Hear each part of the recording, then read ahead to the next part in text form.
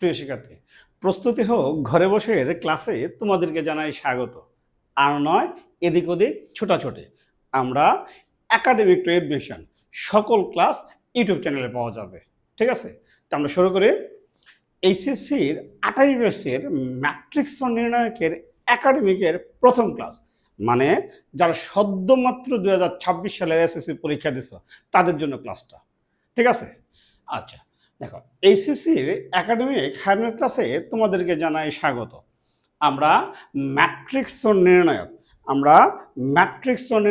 মানে matrix and determinant নিয়ে আলোচনা করব। আজকে ম্যাট্রিক্স নির্ণায়কের একাডেমিকের প্রথম ক্লাস। ঠিক আছে, আজকের ক্লাসে আমরা খুব বেশি আলোচনা করব না, একটু বেসিক শুধু ধারণা নেব ম্যাট্রিক্স কি। মূলত আমাদের পড়ালেখাটা 2 নম্বর ক্লাস থেকে শুরু হবে।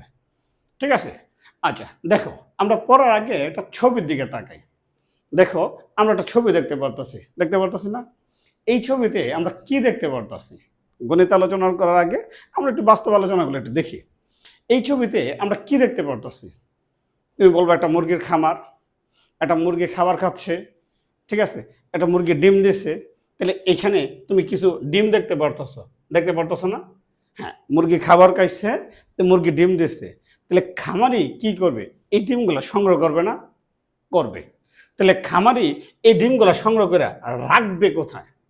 এই যে তুমি যেন পড়তে আসছো, যেন তোমার যেন ব্যাগটা নিয়ে আসছো, এই ব্যাগের মধ্যে কি ডিম রাখবে? তা মুরগির ডিম কি তোমার ব্যাগের মধ্যে রাখবে? না। তা মুরগির ডিমগুলো রাখি কিসের মধ্যে?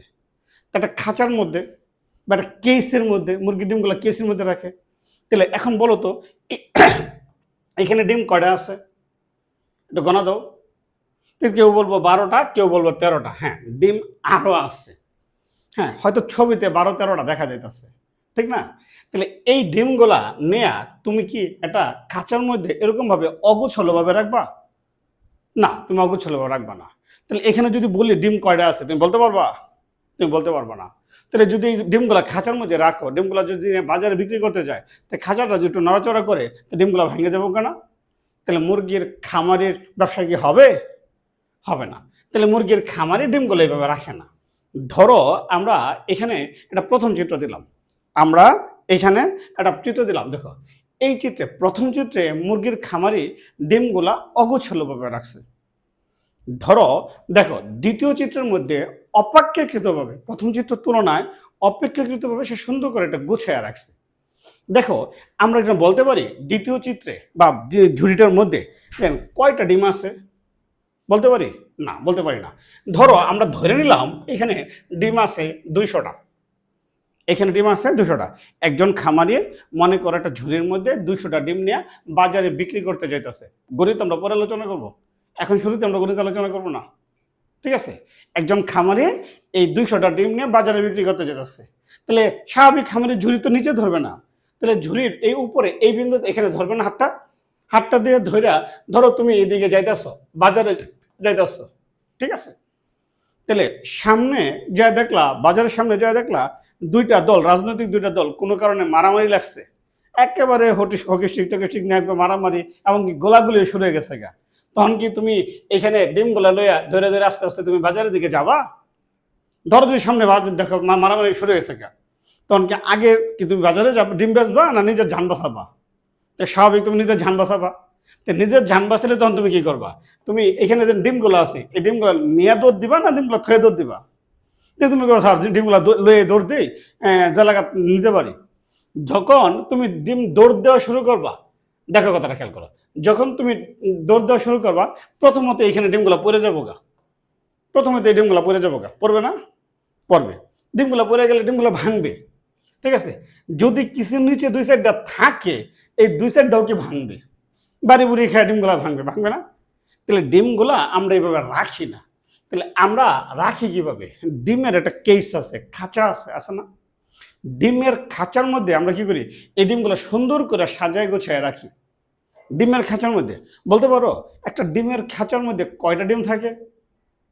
কেউ বলতে পারবা? কেউ ধারণা আছে? হ্যাঁ, কেউ যদি বলে জান স্যার একটা ডিমের খাঁচার মধ্যে 30টা ডিম আছে, সুন্দর, সব আদর্শ ডিম ব্যবসায়ী। ধরো একটা ডিমের খাঁচার মধ্যে এখানে আমরা সুন্দর করে গুছায় ডিমগুলো রাখি, এখানে 30টা ডিম আছে। এখন যদি আমরা খাঁচাটার দিকে তাকাই, জাস্ট আমরা যদি খাঁচাটার দিকে দেখি, তাহলে এখানে 30টা ডিম আছে। তাহলে ধরো এইভাবে যদি রাখি, একটা খাঁচার উপর যদি আরেকটা খাঁচা রাখি, তাহলে ডিম কি ভাঙবে? না। ধরো এইভাবে একটা খাঁচার উপর আমরা আরেকটা খাঁচা রাখলাম, তো এখন খাঁচাগুলো রাখা যদি আমরা দড়ি দিয়ে বাইন্দা যদি ট্রাক দিয়ে নিয়েও যদি এক জায়গা থেকে আরেক জায়গায় মুভ করি, তাহলে ডিম কিন্তু ভাঙবে না। ভাঙবে না, ডিম ভাঙবে না। ঠিক আছে, আমরা যদি বলি এখন এখানে ডিম কয়টা আছে, এখন তুমি বলতে পারো গন্তে সুবিধা, ডিমগুলো রাখতে সুবিধা হয়েছে, গন্তে সুবিধা হয়েছে।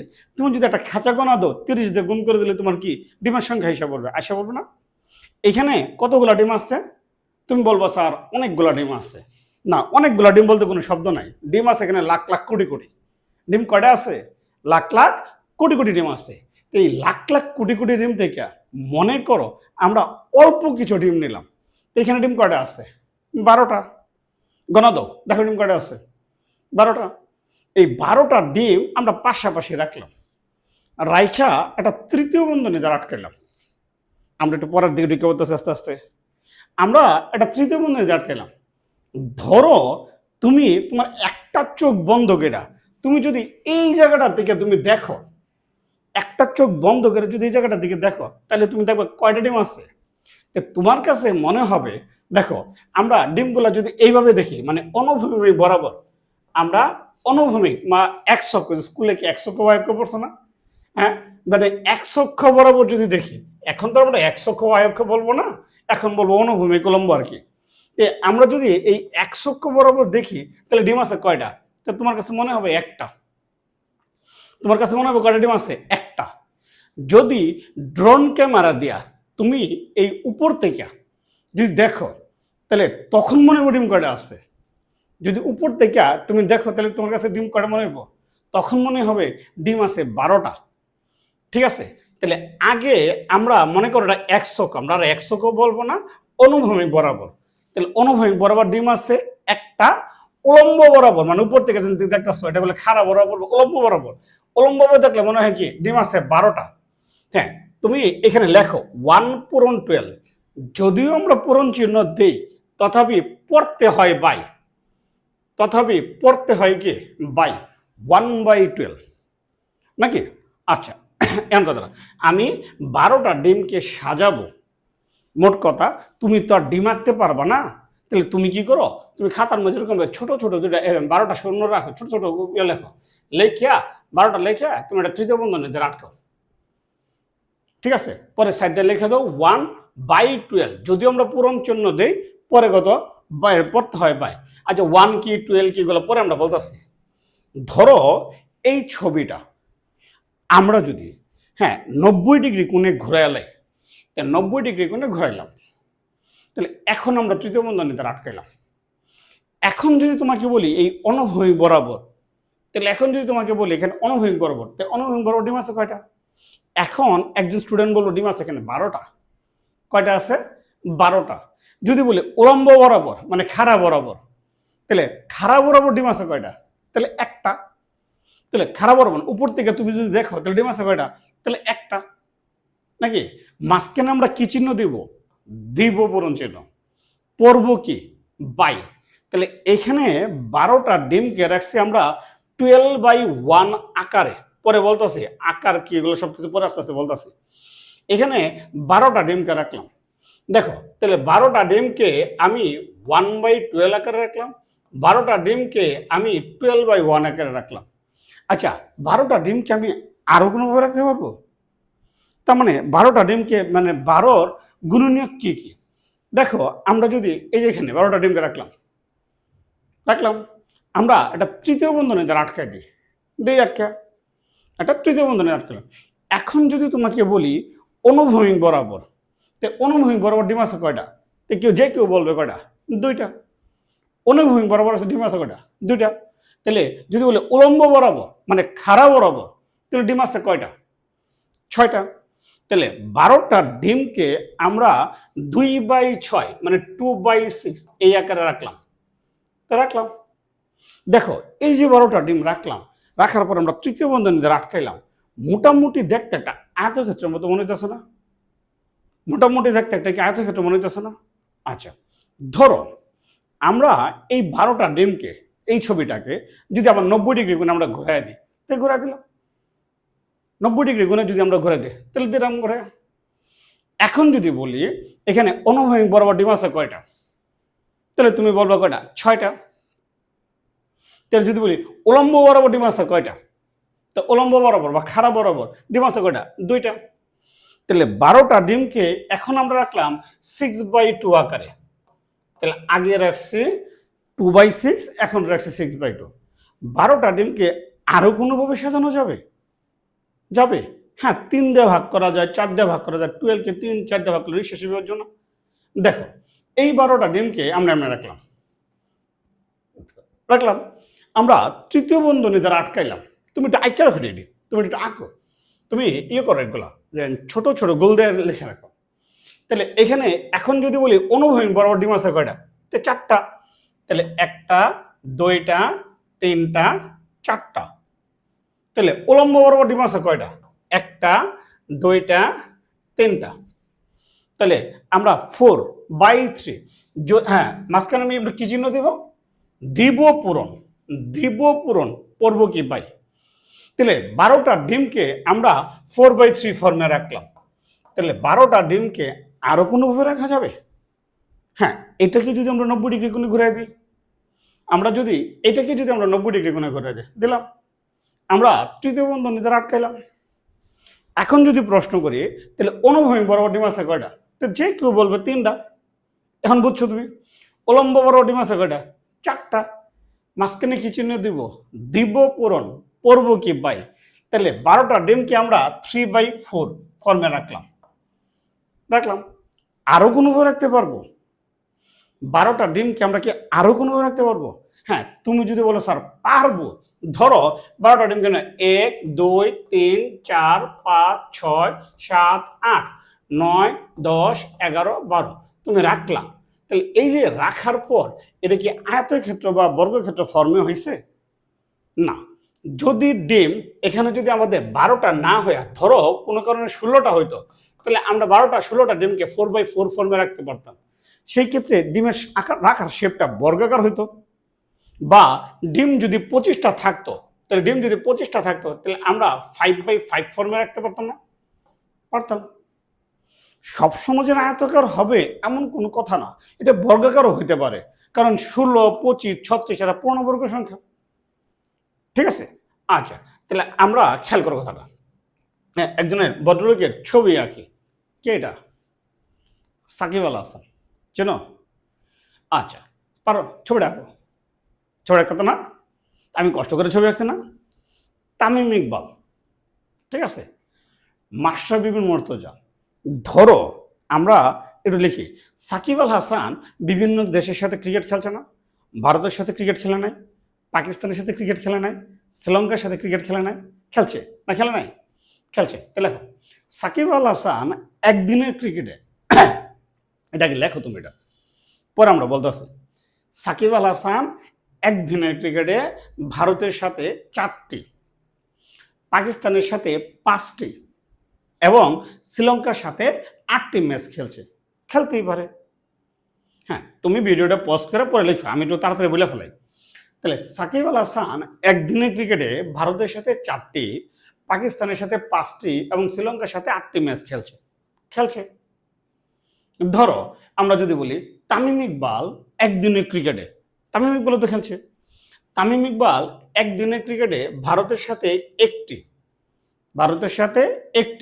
পাকিস্তানের সাথে 6টি এবং শ্রীলঙ্কার সাথে 4টি ম্যাচ খেলতেই পারে। তাহলে মাশরাফি বিন মুর্তজা খেলে নাই? খেলছে। তাহলে মাশরাফি বিন মুর্তজা, দেখো মাশরাফি বিন মুর্তজা মনে করো একদিনের ক্রিকেটে ভারতের সাথে 3টি, তাহলে ভারতের সাথে 3টি, পাকিস্তানের সাথে 2টি এবং শ্রীলঙ্কার সাথে 5টি ম্যাচ খেলছে। তাহলে এই যে এখানে ক্রিকেটার হলো 3জন, সাকিব আল হাসান, তামিম ইকবাল, মাশরাফি বিন মুর্তজা, খেলছে 3টা দলের সাথে, ভারত, পাকিস্তান, শ্রীলঙ্কা। এই যে ডাটা বা তথ্য দেওয়া আছে না, কিছু ডাটা বা তথ্য আমরা এটা সংগ্রহ করব, কালেক্ট করব, সুন্দর করে আমরা সাজিয়ে গুছায় রাখবো। ডাটা বা তথ্যগুলা আমরা সুন্দর করে কি করব, সাজিয়ে গুছায় রাখবো। তে রাখি।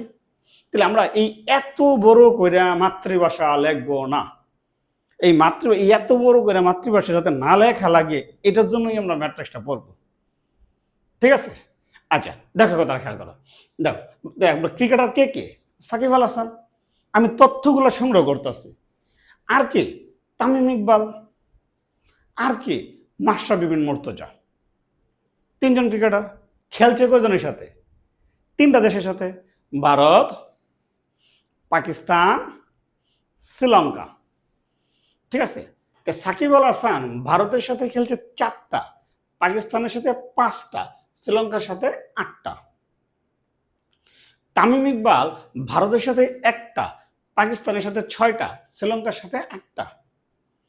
আর মাশরাফি বিন মুর্তজা ভারতের সাথে 2টা, পাকিস্তানের সাথে 2টা, শ্রীলঙ্কার সাথে 2টা খেলছে।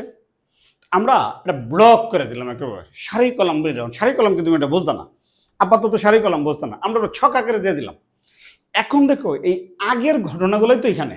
আমি ডাটা থেকে বলতে পারবো না সাকিব আল হাসান পাকিস্তানের সাথে ম্যাচ খেলছে কয়টা? 5টা।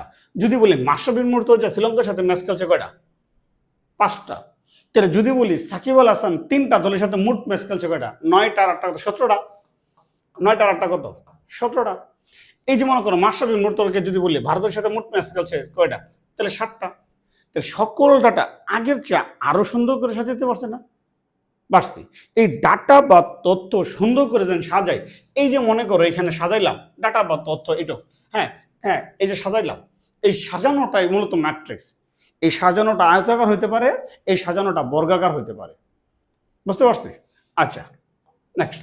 পাতার ওল্টায় কোনো ডাটা বা তথ্য, ধরো যে তোমার বাসায় ক্যালেন্ডার থাকে না, হ্যাঁ, যে জুন মাসে 30 দিন, 30 দিনে 30টা সংখ্যা, 7 দিনে বা সুন্দর করে সাজায় গুছায় রাখে না, এটাই মূলত ম্যাট্রিক্স।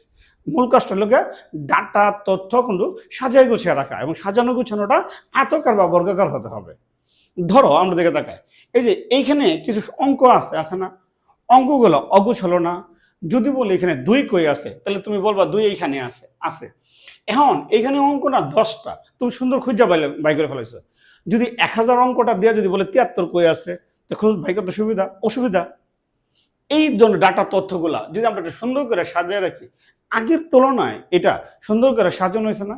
এখন যদি বলে 2 কই আছে, এখানে আছে না? আছে। ধরো এই ডাটাগুলা যদি এইভাবে না সাজায়, যদি আমরা এইভাবে সাজাই, আগের তুলনায় বরং এটা সুন্দর হয়েছে না? হয়েছে। তাহলে এখানে 2 কই আছে, এখানে 2 আছে। এই ডাটা বা তথ্য সুন্দর করে সাজায় গুছিয়ে রাখানোটাই ম্যাট্রিক্স। হ্যাঁ, এখন আমরা সংজ্ঞাটা লিখি। ঠিক আছে? তাহলে লেখো, ম্যাট্রিক্স কাকে বলে? ম্যাট্রিক্স কাকে বলে?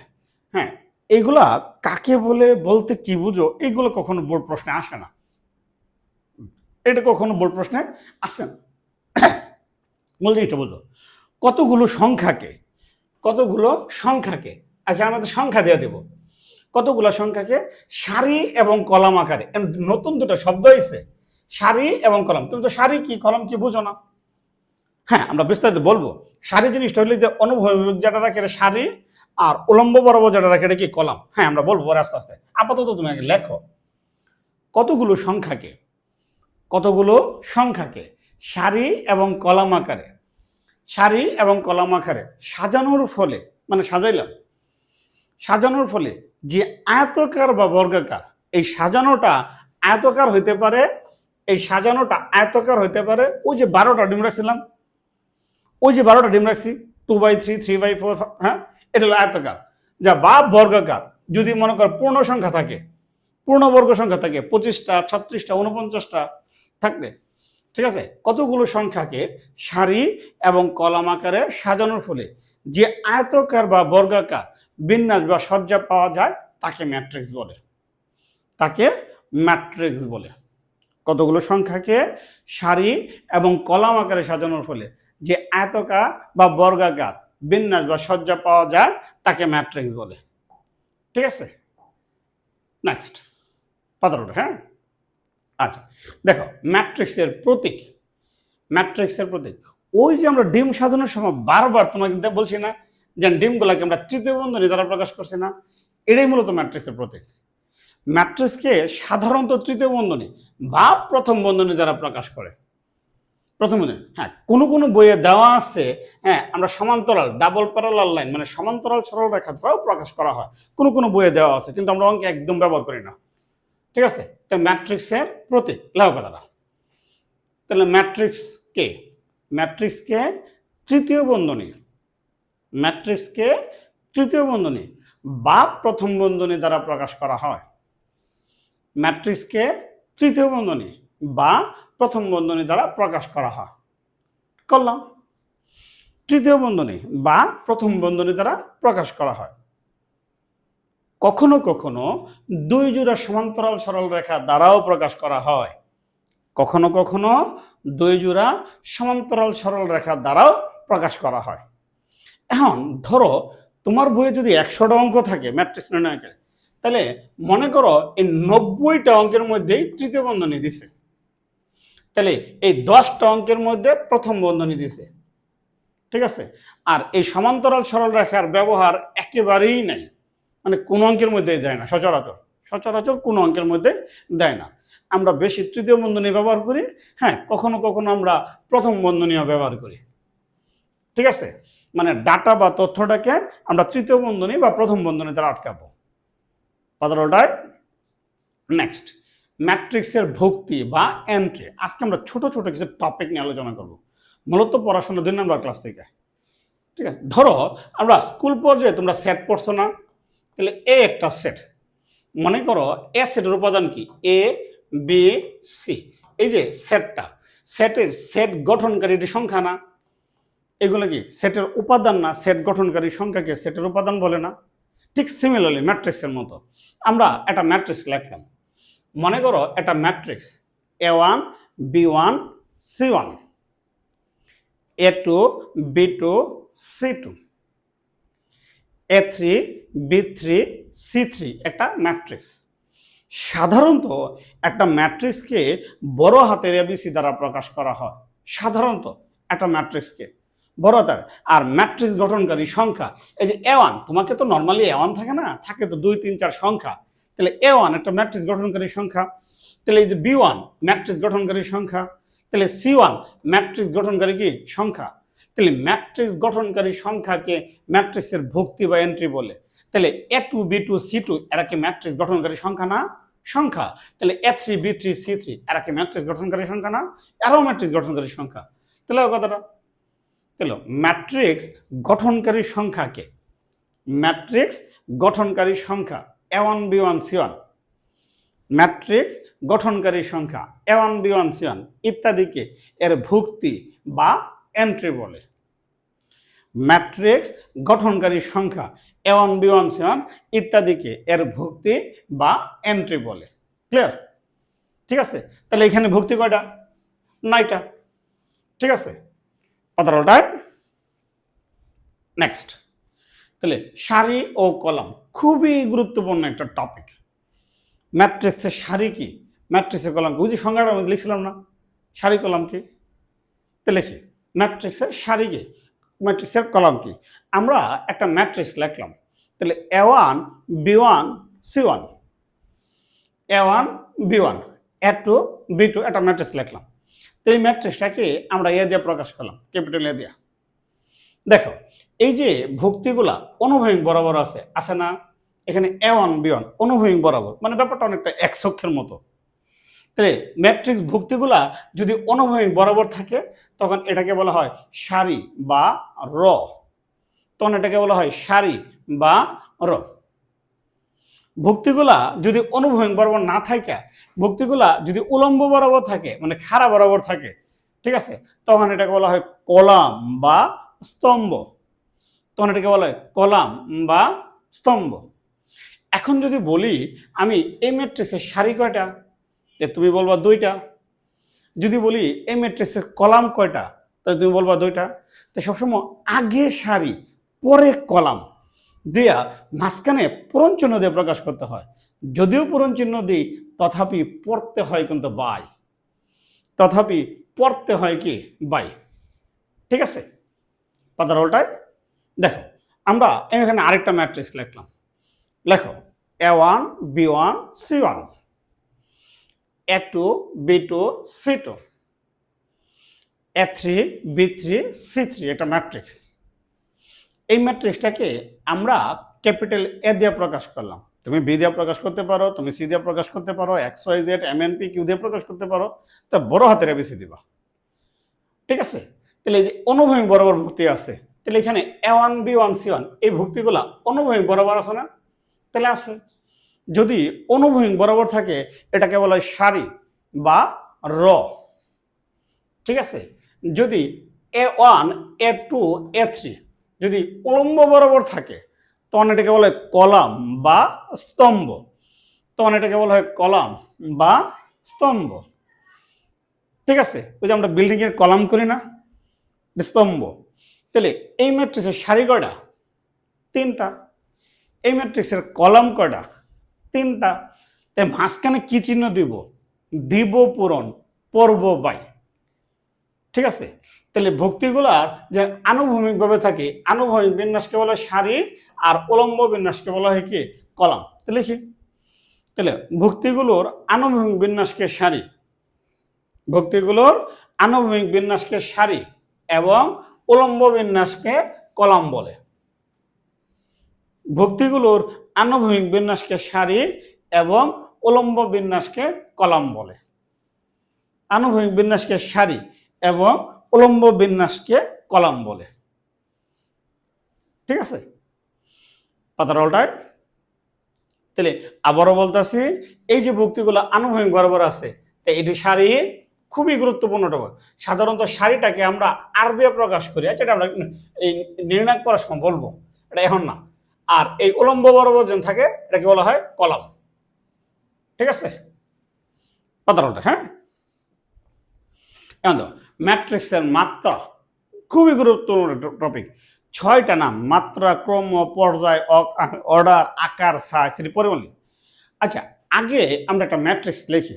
তো লিখলাম A1 B1 C1, A2 B2 C2, এটা ম্যাট্রিক্স। এই ম্যাট্রিক্সটাকে আমরা ক্যাপিটাল এ দিয়ে প্রকাশ করলাম, ক্যাপিটাল এ দিয়ে প্রকাশ করলাম। যদি বলি এই ম্যাট্রিক্সের সারি কয়টা? 2টা। যদি বলি এই ম্যাট্রিক্সের কলাম কয়টা? তো তুমি বলবো 3টা। আগে সারি পরে কলাম, মাঝখানে কি চিহ্ন দিব? দিব পূরণ, পর্ব বাই। দিব পূরণ, পর্ব বাই। ধরো তাহলে এই ম্যাট্রিক্সে 6টা ভুক্তি আছে, এটা ইকুয়াল টু আবার কখনো 6 লেখো না, এটা ইকুয়াল টু কখনো 6 আমরা লেখো না। ঠিক আছে, এই ম্যাট্রিক্সে 6টা ভুক্তি আছে। ধরো এই ভুক্তিটাগুলো আমরা সাজাই দিলাম। এখন যদি বলি দেন A1 A2 সারিতে গেছে, আগে ছিল কলামে, তাহলে A1 A2 আগে ছিল কলামে, তাহলে এখন গেছে সারিতে নাকি? B1 B2 আগে ছিল কলামে, এখন B1 B2 গেছে, তাহলে কি সারিতে গেছে না? ধরো এই ম্যাট্রিক্সটাকে আমরা বি দিয়ে প্রকাশ করলাম, এই ম্যাট্রিক্সটাকে আমরা বি দিয়ে প্রকাশ করলাম। এখন যদি বলি বি ম্যাট্রিক্সের সারি কয়টা? 3টা। তো বি ম্যাট্রিক্সের কলাম কয়টা? 2টা। তো আগে সারি পরে কলাম, মাঝখানে পূরণ চিহ্ন দিলাম। তাহলে এই যে আগে সারি পরে কলাম, এই সারি বাই কলামকে ম্যাট্রিক্সের মাত্রা বলে। ঠিক আছে, প্রথমটা সবসময় সারি, দ্বিতীয়টা সবসময় কলাম। তার মানে আমরা যদি বলি 4/6, তাহলে বুঝবো একটা ম্যাট্রিক্সে 24টা ভুক্তি আছে, যার 4টা সারি 6টা কলাম। ঠিক আছে, নেক্সট। এখন লেখো তাহলে মাত্রা, ক্রম, পর্যায়, অর্ডার, আকার, সাইজ সবটি একই কথা। মাত্রা, ক্রম, পর্যায়, অর্ডার, আকার, সাইজ একই কথা। ঠিক আছে, সাধারণত আমরা নামগুলা মাত্রা বা ক্রম বলি সাধারণত। তাহলে ম্যাট্রিক্সের মাত্রা, তাহলে ম্যাট্রিক্সের মাত্রা হইল সারি বাই কলামকে ম্যাট্রিক্সের মাত্রা বলে। আগে সারি পরে কলাম, মাথায় রাখবা, আগে সারি পরে কলাম। ঠিক আছে, নেক্সট। পাতার উল্টায়। এখন দেখো লিখুন, এটা উদাহরণ দিই। এটা একটা ম্যাট্রিক্স, ম্যাট্রিক্স না? এখানে সারি আছে, আছে, কলাম আছে, আছে। তাহলে এই ম্যাট্রিক্সের মাত্রা কত? তাহলে এখানে এই ম্যাট্রিক্সের সারি কয়টা? তাহলে একটা, দুইটা, তিনটা। তো সারি তিনটা। তো এই ম্যাট্রিক্সের কলাম কয়টা? একটা, দুইটা, তিনটা, চারটা। কলাম কয়টা? চারটা। তো মাঝখানে কি চিহ্ন দিব? দিব্য পূরণ, পূর্ব বাই। দিব্য পূরণ, পূর্ব বাই। ঠিক আছে? তাহলে এই ম্যাট্রিক্সের মাত্রা হইল কত? 3/4। লেখার দরকার নেই। ঠিক আছে? নেক্সট, এখন দেখো, তাহলে এটা একটা ম্যাট্রিক্স। তাহলে এই ম্যাট্রিক্সের সারি আছে, তাহলে এই ম্যাট্রিক্সের কলাম আছে, ম্যাট্রিক্সের ভুক্তি আছে, ম্যাট্রিক্সের মাত্রা আছে, আছে। তো এই ম্যাট্রিক্সের সারি কয়টা? তাহলে একটা, দুইটা, সারি দুইটা। এই ম্যাট্রিক্সের কলাম কয়টা? একটা, দুইটা, তিনটা। কলাম তিনটা, এটা 3। ঠিক আছে? যদিও ক্যামেরাতে দেখা যায় কিনা ঠিক শিওর না। তাহলে ভুক্তি কয়টা? তো 6টা। এই ম্যাট্রিক্সে ভুক্তি কয়টা? 6টা। তো মাত্রা কত? তাহলে 2/3। তাহলে ম্যাট্রিক্সের মাত্রা কত? 2/3। তাহলে আমরা কি শিখলাম? আমরা ম্যাট্রিক্সের সারি, কলাম, মাত্রা, ভুক্তি এগুলো শিখলাম। ঠিক আছে? নেক্সট, পাতারোটায়। আচ্ছা, এখন লেখার দেখো, A11 আগে লেখো, পরে বলতেছি। A11, B12, C13। ঠিক আছে? A21 আগে লেখো, পরে আমরা বলতেছি। B22, C23, A31, B32, C33। আমরা ক্যাপিটাল এ দিয়ে প্রকাশ করলাম। এখন বলি, ধরো আমরা যদি বলি এ একটা ম্যাট্রিক্স, এ একটা ম্যাট্রিক্স লিখলাম। এই ম্যাট্রিক্সে কিছু ভুক্তি আছে 2, 3, 4, 6, 0, -3, মনে করো 5, 8। ঠিক আছে? আমরা যদি বলি এখানে 2, এখানে -2, 4, 7, -9, এটা ম্যাট্রিক্স। এখন যদি বলি এই ম্যাট্রিক্সের সারি কয়টা? তুমি বলতে পারো 3টা। কলাম কয়টা? 4টা, তুমি বলতে পারো। এখন যদি বলি এই ম্যাট্রিক্সের একটা ভুক্তি 5, 5 কি একটা ভুক্তি না? 5 একটা ভুক্তি। এই ভুক্তিটা কত নম্বর সারিতে আছে? তুমি বলবা 2 নম্বর সারিতে আছে। কত নম্বর কলামে আছে? তুমি বলবা 3 নম্বর কলামে আছে। আছে না? ধরো আমি যদি বাকি ভুক্তিগুলো মুছালাই, সে এই বাকি ভুক্তিগুলা আমি মুছালাম।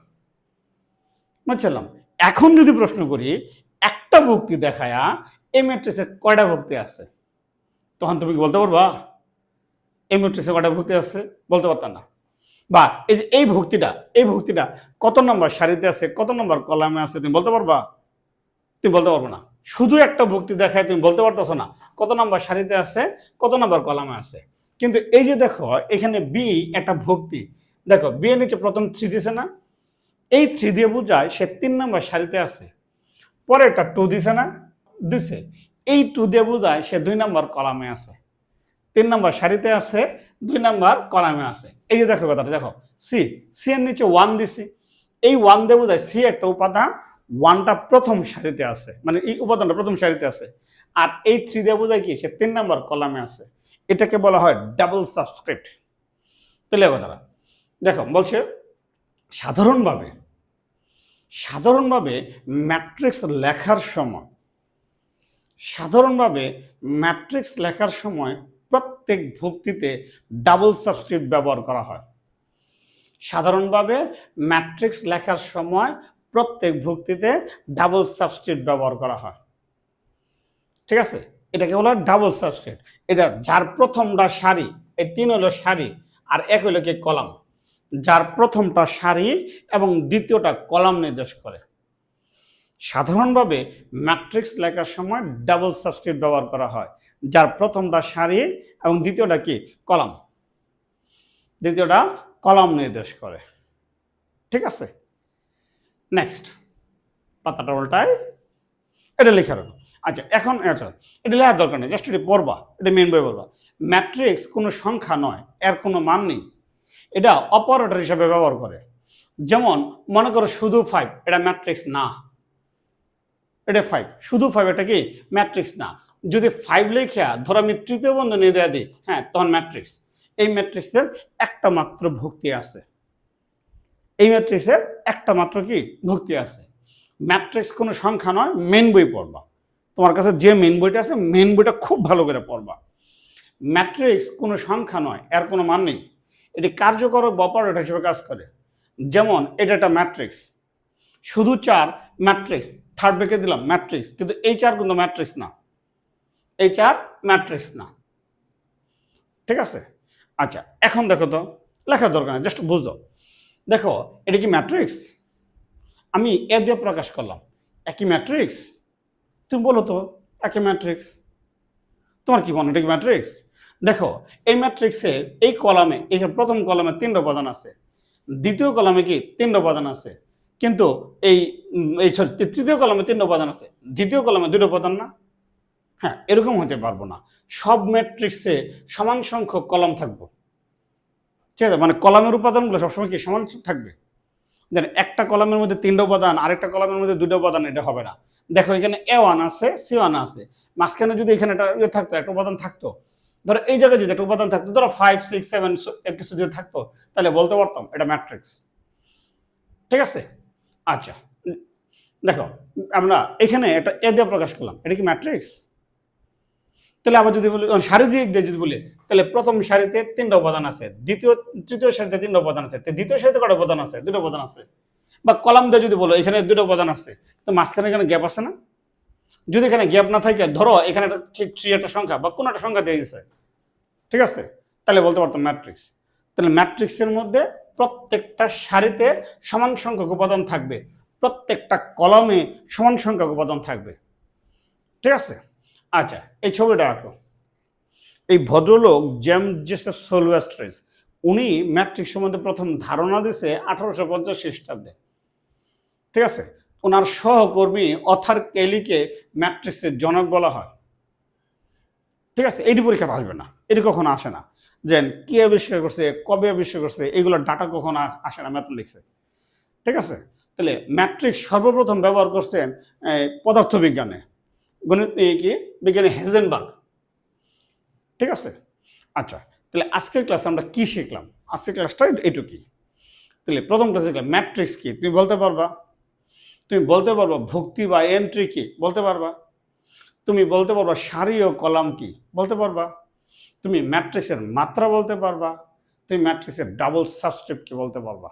পারবো না? হ্যাঁ, মেন বইটা আবার বলতেছি, তোমার যে মেন বইটা আছে মেন বইটা খুব ভালো করে দেখা পড়বা। মেন বইয়ের বিকল্প কোনো কিছু হয় না। ঠিক আছে? নেক্সট। তাহলে আজকে প্রথম ক্লাসটা এই পর্যন্তই ছিল। ভালো থেকো, সুস্থ থেকো, ধন্যবাদ।